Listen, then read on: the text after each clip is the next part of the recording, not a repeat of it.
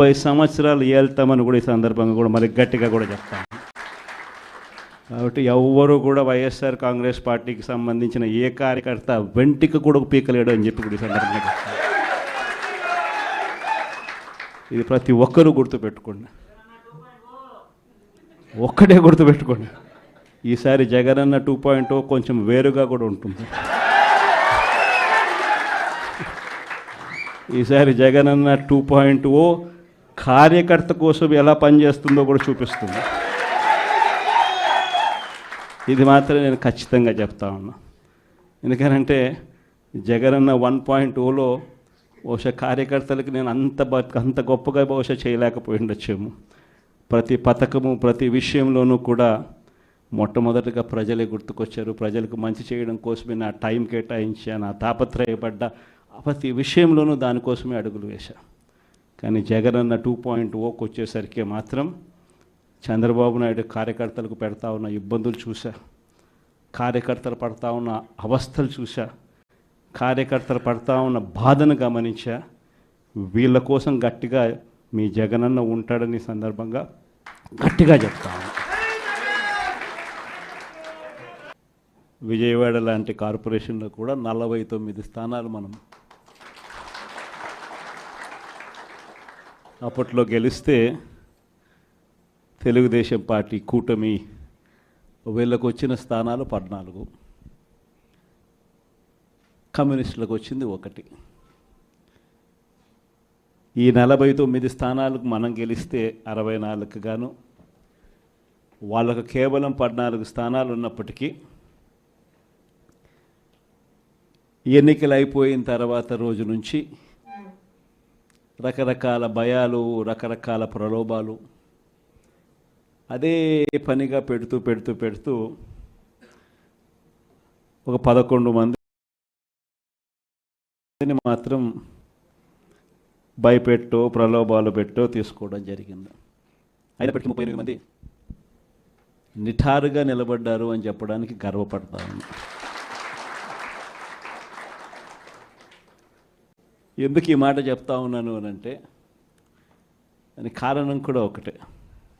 In fact ఏ corporation చూసుకున్నా, ఏ municipality చూసుకున్నా, రాష్ట్రంలో ఉన్న ఏ జెడ్పీటీసీ పరిధిలో ఉన్న ఏ మండలం తీసుకున్నా, అటు ఎంపీపీలైనా కానీ అటు జెడ్పీటీసీలైనా కానీ సర్పంచ్లైనా కూడా ఏది తీసుకున్నా కూడా ఎన్నికలు అయిపోయిన తర్వాత 3 సంవత్సరాల తర్వాత లోకల్ బాడీ ఎన్నికలు జరిగితే అటువంటి ఎన్నికల్లో ఈ రకమైన రిజల్ట్స్తో రాష్ట్రమంతా క్లీన్ స్వీప్ చేసిన పరిస్థితి వైఎస్ఆర్సీపీ ప్రభుత్వం, మన ప్రభుత్వం. అంటే ప్రజల్లో ఏ రోజైనా కూడా తలెత్తుకొని పోగలిగాం. ప్రజలకు ఎన్నికల మేనిఫెస్టో అని చెప్పి ఏదైతే ఎన్నికల వేళ మనం ఏదైతే ఇచ్చామో, చూపించామో, ఏదైతే చూపించి మనం ఓట్లు అడిగామో, ఆ ఎన్నికల మేనిఫెస్టోలో 99% హామీలను నెరవేర్చి ప్రతి నెల ఏ పథకం అమలు చేస్తూ ఉన్నామో బడ్జెట్ ప్రవేశపెట్టే రోజే సంక్షేమానికి సంబంధించిన క్యాలెండర్ కూడా రిలీజ్ చేస్తూ ఇదిగో ఈ నెల ఈ పథకం, ఇదిగో ఈ నెల ఈ పథకం, ఇదిగో ఈ నెల ఈ పథకం అంటూ క్రమం తప్పకుండా ప్రతి సంవత్సరం ఎక్కడా కూడా ప్రజలకు నష్టం జరగకుండా, ఇబ్బందులు పడకుండా క్రమం తప్పకుండా ఇచ్చిన ప్రభుత్వం ఏదైనా ఉంది అని అంటే అది దేశ చరిత్రలో ఒక వైఎస్ఆర్సీపీ ప్రభుత్వం మాత్రమే అని చెప్తాను. వైఎస్ఆర్సీపీ అన్న పార్టీ నిజంగా ఒక విలువల కోసం నిలబడిన పార్టీ.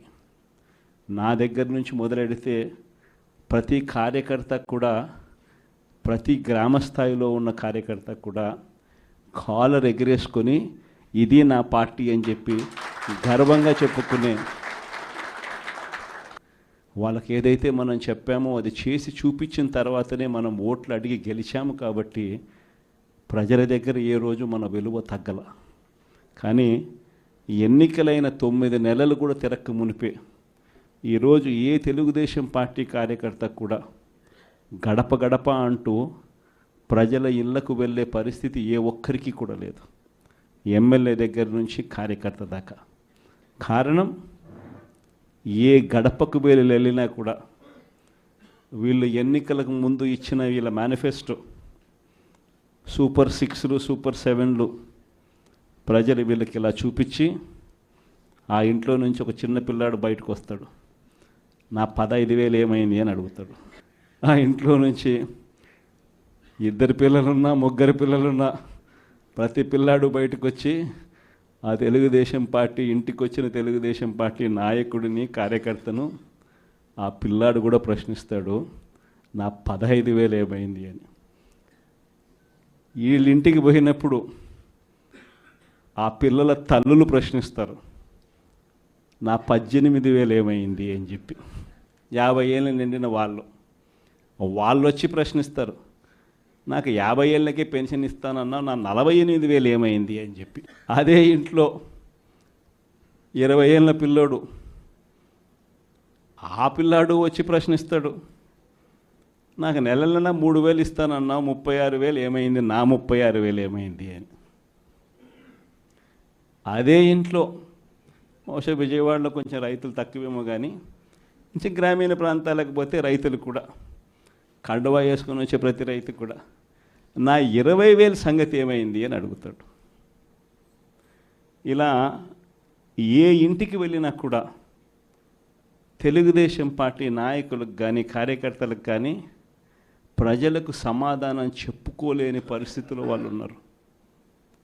ఎన్నికలప్పుడు ఏదైతే మాట చెప్పాడో ఆ రోజేమో మేము చెయ్యకపోతే మా కాలర్ పట్టుకోండి అని అన్నాడు. మరి ఈరోజు ప్రజలు కాలర్ పట్టుకుంటారేమో అని చెప్పి భయపడి రెడ్ బుక్ రాజ్యాంగం నడుపుతూ ఉన్నారు. ఈరోజు ఏమంటా ఉన్నారు, ఎన్నికలు అయిపోయిన 9 నెలల తర్వాత ఈరోజు ఏమంటా ఉన్నారు, సంపద సృష్టించడం ఎట్టనో నా చెవిలో చెప్తే నేను తెలుసుకుంటాను అంటున్నాను. ఇది వాస్తవాలు. ఇదే మాటలు ఎన్నికలకు ముందు నేను చెప్పా, చంద్రబాబు నాయుడు నమ్మడం అంటే చంద్రముఖిని నిద్ర లేపడమే అని.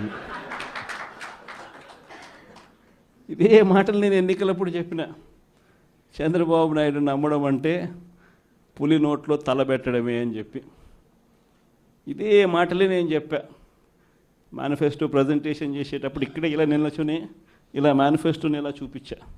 మన మేనిఫెస్టోని ఇలా చూపిస్తూ వాళ్ళు చెప్పిన మేనిఫెస్టో హామీలను కూడా ఇలానే చూపిస్తూ చెప్పా. ఇది సాధ్యమయ్యేటివి కాదయ్యా చంద్రబాబు నాయుడు చెప్పేటివి. రాష్ట్రానికి సంబంధించిన బడ్జెట్ ఇది, మనం చేస్తూ ఉన్న బటన్ నొక్కే కార్యక్రమం ఇది, దీనికే ఇంత డబ్బు ఖర్చు అవుతుంది. మరి చంద్రబాబు నాయుడు ఏమో 1,72,000 కోట్లు సంవత్సరానికి అయ్యే ప్రతిపాదనలు ఆయన చెప్తా ఉన్నాడు. సూపర్ 6లు మోసము, సూపర్ 7లు మోసము అని చెప్పి చెబుతూ మనమేం చేయగలుగుతాము అన్నది కూడా ప్రజలకు అర్థమయ్యేట్టుగా కూడా మేనిఫెస్టో సందర్భంగా కూడా చెప్పడం జరిగింది.